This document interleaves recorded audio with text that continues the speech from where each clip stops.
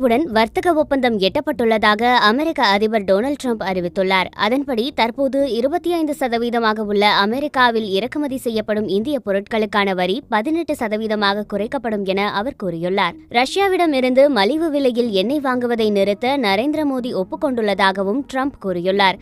மேலும் இந்தியாவும் அமெரிக்காவில் இருந்து இறக்குமதி செய்யப்படும் பொருட்களுக்கான வரியை வெகுவாக குறைத்துள்ளதாக ட்ரம்ப் கூறியுள்ளார்.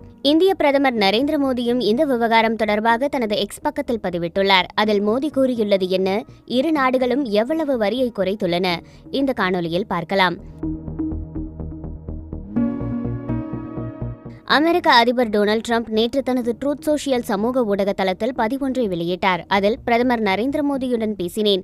அவரின் வேண்டுகோளை அடுத்து தற்போது 25% உள்ள இந்தியாவில் இருந்து இறக்குமதி செய்யப்படும் பொருட்களுக்கான வரி 18% குறைக்கப்படும். ரஷ்யாவில் இருந்து எண்ணெய் வாங்குவதை நிறுத்த நரேந்திர மோடி ஒப்புக்கொண்டுள்ளார். எனவே அவர்களுக்கு கூடுதலாக விதிக்கப்பட்ட 25% அபராத விதியை திரும்பப் பெறுவதாகவும் அவர் தெரிவித்துள்ளார்.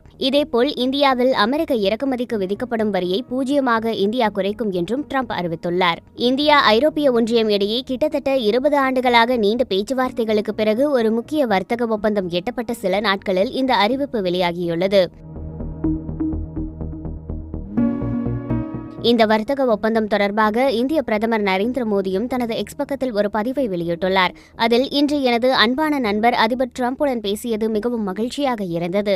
இந்தியாவில் தயாரிக்கப்பட்ட பொருட்களுக்கு இனி குறைக்கப்பட்ட வரியான 18% வரி விதிக்கப்படும். இந்த அற்புதமான அறிவிப்புக்காக இந்தியாவின் 1.4 பில்லியன் மக்கள் சார்பாக அதிபர் ட்ரம்புக்கு எனது மனமார்ந்த நன்றிகள். உலகின் 2 பெரிய பொருளாதாரங்களும் மிகப்பெரிய ஜனநாயக நாடுகளும் இணைந்து செயல்படும் போது அது நமது மக்களுக்கு பயனளிப்பதுடன் பரஸ்பர நன்மை பயக்கும் ஒத்துழைப்புக்கான மகத்தான வாய்ப்புகளையும் திறந்து விடுகிறது. உலக அமைதி, ஸ்திரத்தன்மை மற்றும் செழிப்புக்கு அதிபர் ட்ரம்பின் தலைமைத்துவம் மிகவும் முக்கியமானது. அமைதிக்கான அவரது முயற்சிகளுக்கு இந்தியா முழு ஆதரவளிக்கிறது என தெரிவித்துள்ளார்.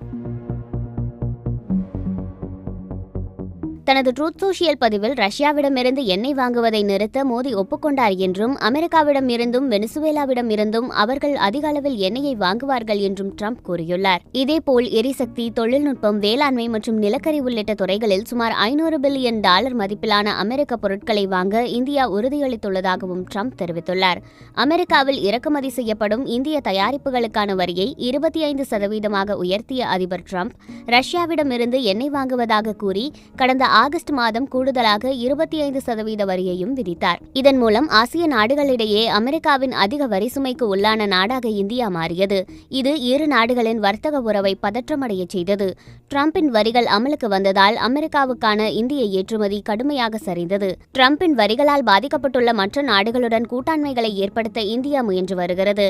கடந்த வாரம் இந்தியாவும் ஐரோப்பிய ஒன்றியமும் ஒரு தடையற்ற வர்த்தக ஒப்பந்தத்தை அறிவித்தன.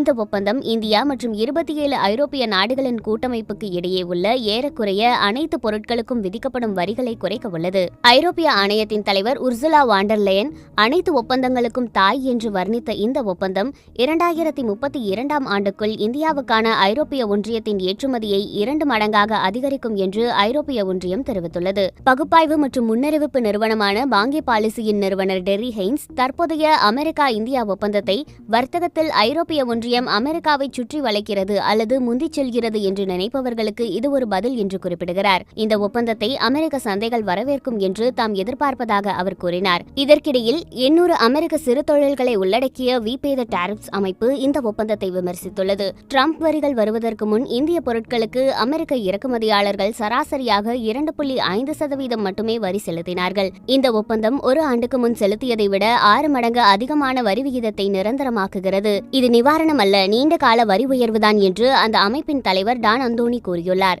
தெற்காசிய நிபுணரான மைக்கேல் குகல்மன் இந்த ஒப்பந்தத்தை இரு நாடுகளின் இருதரப்பு உறவுகளுக்கான மிகப்பெரிய வெற்றி என குறிப்பிடுகிறார். அதே நேரம் இந்த ஒப்பந்தத்தில் சில முக்கிய விஷயங்கள் குறித்து தெளிவில்லை என்றும் அவர் கூறுகிறார். எரிசக்தி இறக்குமதி மற்றும் சந்தை அணுகல் தொடர்பாக குறைந்த தகவல்களே இரு தரப்பிலும் கூறப்பட்டுள்ளன என அவர் தெரிவிக்கிறார். இந்தியா கடந்த சில மாதங்களாக ரஷ்யாவிடமிருந்து எண்ணெய் வாங்குவதை குறைத்த போதிலும் அதை முழுமையாக நிறுத்துவது என்பதை நினைத்து பார்க்க முடியாது என கூறும் மைக்கேல் குகல்மன், இந்தியா தனது விவசாயத்துறையை திறந்துவிட ஒப்புக்கொண்டுள்ளதாக தெரியவில்லை என்கிறார். மறுபுறம் இந்த விவகாரத்தில் காங்கிரஸ் மத்திய அரசை விமர்சித்துள்ளது. அக்கட்சியின் மூத்த தலைவர் ஜெயராம் ரமேஷ் தனது எக்ஸ் பக்கத்தில் மோடி டிரம்ப் இடையே உரையாடல் நடந்த தகவல்கள் இந்திய தரப்பில் இருந்து வெளியிடப்படவில்லை. மாறாக இந்தியாவுக்கான அமெரிக்க தூதர் வெளியிடுகிறார். தனது சொந்த அரசாங்கத்தின் செயல்கள் குறித்து அமெரிக்க அதிபர் டிரம்ப் அல்லது அவர் நியமித்த பிரதிநிதிகளிடம் இருந்து இந்தியா பெறுவது வாடிக்கையாகியுள்ளது. ஆபரேஷன் சிந்தூர் நிறுத்தப்படுவதாக வாஷிங்டனில் இருந்து டிரம்ப் அறிவிப்பு வெளியிடுகிறார். ரஷ்யா மற்றும் வெனிசுவேலாவிடம் இந்தியா எண்ணெய் வாங்குவது தொடர்பாகவும் சமீபத்தில் அவர் அறிவித்தார். தற்போது இந்தியா அமெரிக்கா வர்த்தக ஒப்பந்தம் குறித்த அறிவிப்பையும் அவர் வெளியிடுகிறார். அதிபர் டிரம்புக்கு பிரதமர் மோடி மீது செல்வாக்கு இருப்பது இதன் மூலம் தெளிவாக தெரிகிறது என அவர் விமர்சித்துள்ளார்.